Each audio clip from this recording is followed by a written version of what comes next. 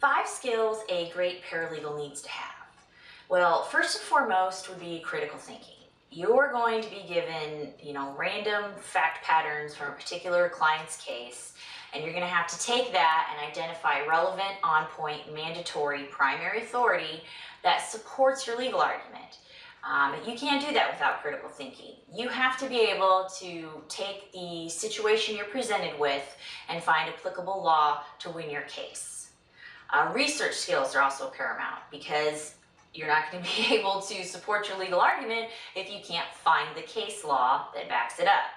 The law is constantly changing, so memorizing law is not going to do you any good. You could memorize a state statute and tomorrow your legislature will amend it. So the most important thing is learning how to find the information and where to find the information so that each time you're trying to locate something, you're able to quickly and efficiently get what you need. Time management is also key. You've heard me mention being efficient several times.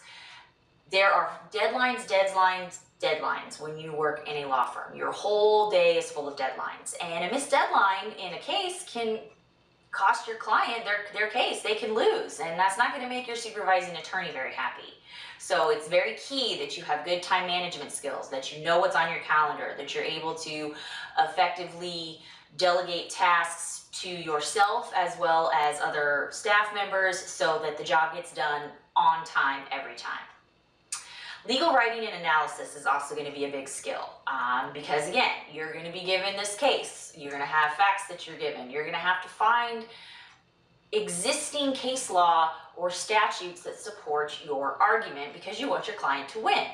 And you have to be able to take these bits and pieces and bring them together and concisely and cohesively clearly communicate what it is you're trying to argue. You want your client to win the case.